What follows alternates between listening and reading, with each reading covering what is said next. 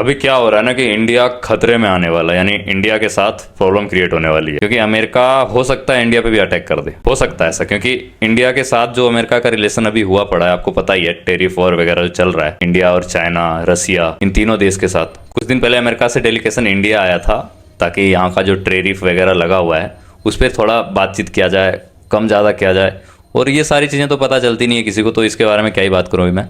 लेकिन ट्रंप ना बहुत बड़ा फैसला लेने वाला है और उससे इंडिया को बहुत बड़ा नुकसान हो सकता है, सच में हो सकता है। ट्रंप क्या कर रहा है कि बगराम एयरवेस जो अफगानिस्तान में है उस पर कब्जा करना चाह रहा है। 2021 से पहले अफगानिस्तान पे अमेरिका का शासन था। इसके पीछे का रीजन था भाई, वहाँ पे ना अमेरिका पे अफगानिस्तानों ने, यानी जो तालिबान है उन लोगों ने हमला किया था।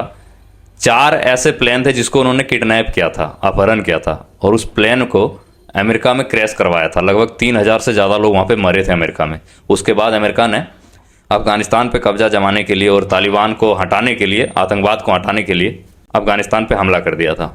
ये चीज़ आपको पता होगा, 9/11 का हमला आपको पता होगा, जो अमेरिका में हुआ था, जो दुनिया का सबसे बड़ा हमला था। लगभग 3000 से ज़्यादा लोग उसमें मारे गए थे। ओसामा बिन लादेन, आपको तो पता ही होगा उसका नाम। उसने क्या किया था, 4 प्लेन का अपहरण किया था और हाईजैक किया था, एंड फिर वो चारों का चारों प्लेन क्रैश हो गया था। उसके वजह से तालिबान पे अटैक हुआ जो अमेरिका ने किया था, और जरूरी था। लेकिन 2021 में क्या हुआ कि वो जो बगराम एयरवेस था, यानी बगराम एयरवेस अफगानिस्तान में है, वहाँ से ना जो अमेरिकी सैनिक था उनको जल्दीबाजी में हटा लिया गया और वापस वहाँ पे तालिबानों का शासन आ गया। वहाँ पे सारे तालिबान वापस आ गया। लेकिन अब क्या हो रहा है कि अब इंडिया, चाइना और रसिया, ये 3 ऐसे देश हैं जिसपे कि टेरिफ वॉर वगैरह चल रहा है। टेरिफ लगाया है अमेरिका ने, आपको पता है। रसिया के साथ कोई बिजनेस है नहीं अमेरिका का, छोटे मोटे बिजनेस है 1-2। लेकिन चाइना और इंडिया के साथ, इंडिया पे 50% टेरिफ लगा दिया। तो अब ऐसा हो रहा है कि भाई ये लोग झुकने का नाम नहीं ले रहा है। अब चाइना, रसिया और इंडिया, ये तीनों मिल गए।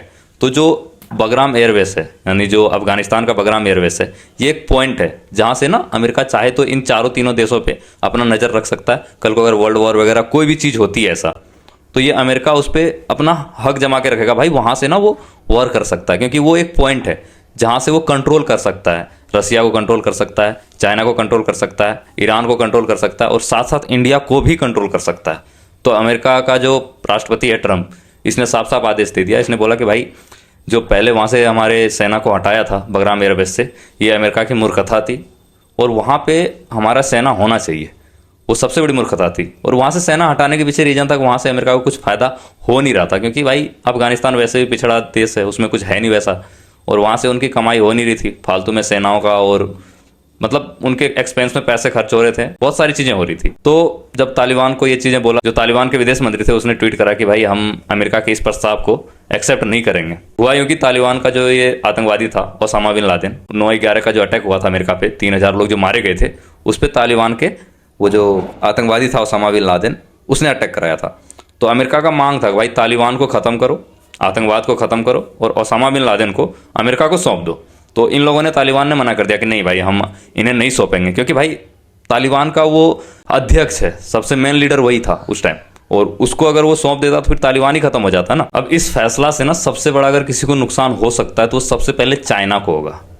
तो चाइना का जो विदेश मंत्री है उसने ट्वीट करा है और बोला है कि भाई तालिबान जो अफगानिस्तान है उसमें ना बाहरी लोगों को शरण नहीं देना चाहिए, उनको ऐसा हक नहीं देना चाहिए। पहले ही बहुत कुछ सहा हुआ है अफगानिस्तान ने, अब उसको ऐसा नहीं करने देना चाहिए। ये इसलिए कहा जा रहा है क्योंकि भाई चाइना को पता है अगर वो यहाँ आ जाएगा तो सबसे बड़ा प्रॉब्लम हमें ही क्रिएट होने वाला, तो चाइना इस चीज़ के लिए मना कर रहा है। अब 2020 में तालिबान और अमेरिका के साथ शांति समझौता हुआ था, और 2021 में बाइडन का सरकार था अमेरिका में, उस टाइम वहाँ से सारे, यानी अफगानिस्तान से जितने भी अमेरिकी सैनिक थे वो सारे हथियार डालकर वापस आ गए थे। उसकी वजह से वहाँ के सेनाओं को और अमेरिका सरकार को यानी बहुत ज़्यादा ट्रोल किया गया था और उनको हेट भी मिला था।